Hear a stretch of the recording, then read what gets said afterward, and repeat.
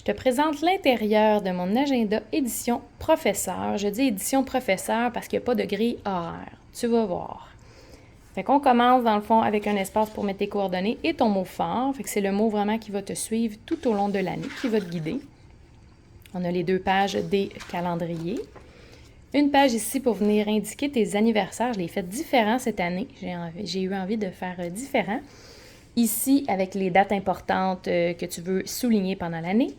Un espace des congés fériés. Ça, c'est un espace « Je veux rien manquer ». Donc, tu vas pouvoir venir noter les séries que tu veux écouter, les films, les podcasts à découvrir ou les livres, et les films. Fait que tu vas pouvoir venir les noter ici. Ça ici, c'est pour faire ton bilan de vie.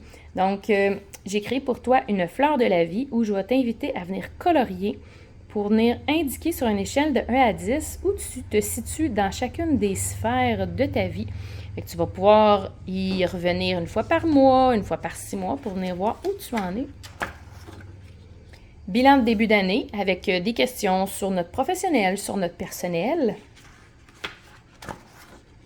Pour l'année qui commence, donc les objectifs des éléments qu'on veut venir travailler pendant notre année. Et ici, c'est des informations pour venir créer pour toi un tableau de visualisation où tu vas pouvoir venir indiquer tout ce que tu as envie pour la prochaine année. Ça peut être des mots, ça peut être des images, des dessins. Tu peux vraiment t'amuser. Petit mode d'emploi pour te guider sur chacune des sections, comment les utiliser. Ici, c'est la planification de mon année, donc des projets, que ce soit personnel, professionnel, que ce soit une rénovation, un voyage, un changement dans une carrière, et tu vas pouvoir venir détailler pour faire les suivis. Tu l'as en début d'agenda et tu l'as aussi juste avant le mois de mai. Fait que tu as 8 projets pour ton année. Chaque début de mois, tu as un dessin grand format que tu vas pouvoir venir dessiner. Et tu as des onglets autocollants qui sont en supplément, en fait. Tu peux décider de les avoir ou pas. Fait que tu vas pouvoir même avoir un guide pour venir les coller bien droit. Fait que tu vas pouvoir les sélectionner si tu en as envie. Calendrier de début d'année avec les calendriers lunaires après avoir eu des demandes de clients. Donc voilà, j'ai répondu à votre besoin. Budget mensuel que tu vas pouvoir venir suivre à chaque début de mois. À faire ce mois-ci, donc au niveau professionnel, au niveau personnel, avec des petits espaces à cocher.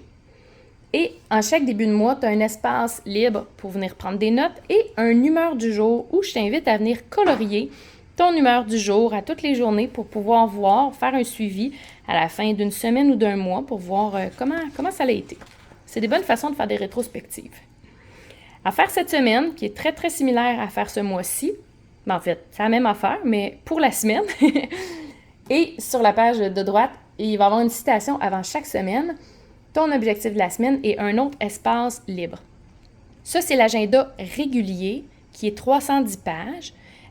Dans la version allégée, c'est ces 2 pages-là qui ne sont pas là. Fait que à faire cette semaine, tu vas le retrouver avant chaque début de semaine. Fait que tu as une page supplémentaire pour faire tes to-do list de semaine avant chaque semaine. Dans la version allégée, ces 2 pages-là ne sont pas là, donc les pages de semaine se suivent une après l'autre. Fait que si tu n'as pas besoin d'autant d'espace pour prendre des notes, si simplement à faire ce mois-ci te convient, tu peux prendre la version allégée qui fait 2 cm. Si tu as besoin de plus d'espace, tu peux prendre la version régulière qui fait 3 cm.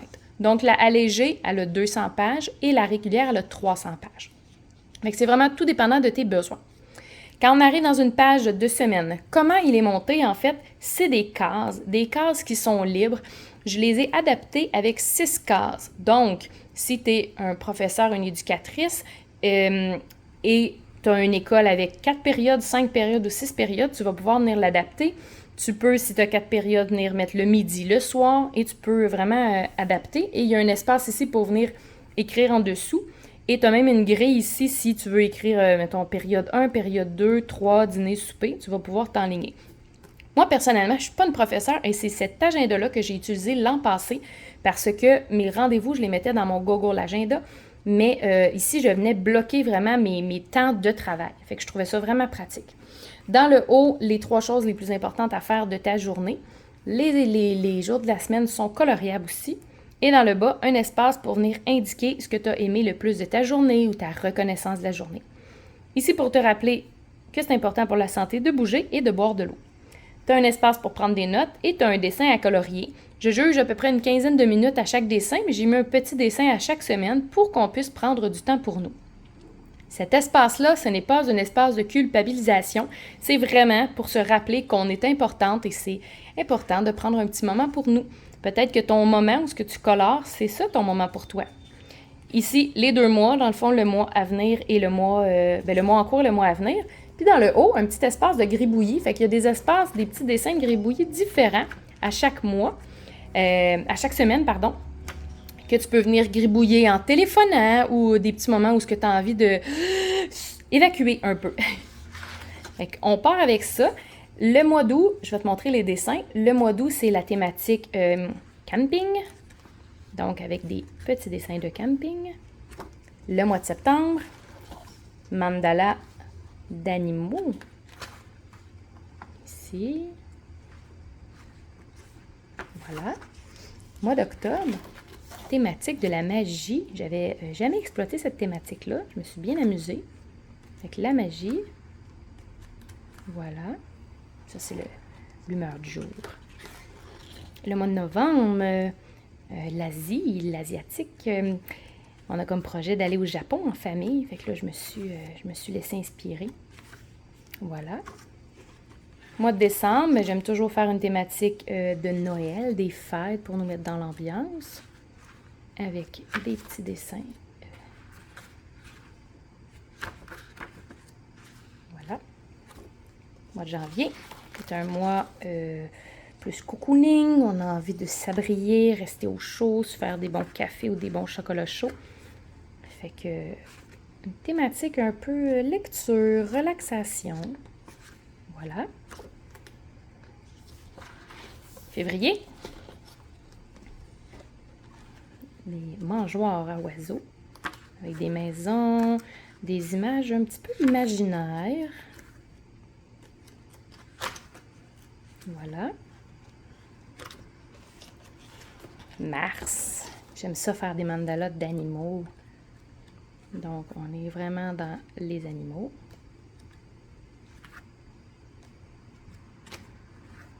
Voilà.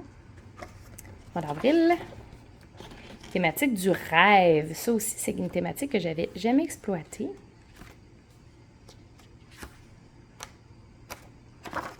Le mois de mai, le printemps, les plantes.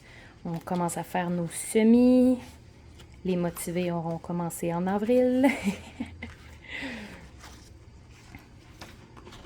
Mois de juin, avec le mois des vacances. Avec des dessins thématiques de vacances. Et le mois de juillet, thématique plus aquatique. Avec des dessins de la mer. Voilà. À la fin de ton agenda, tu as un espace pour mettre tes mots de passe. C'est sûr que je recommande aux gens d'utiliser des systèmes encryptés, cellulaire, ordinateur pour mettre les mots de passe, mais ceux qui sont encore à la version papier, tu as un espace ici. Un espace pour mettre tes dates importantes et des notes. Fait que tu as 3 pages de notes. Et comme toujours, la pochette pour venir glisser tes factures ou tes papiers importants. Voilà!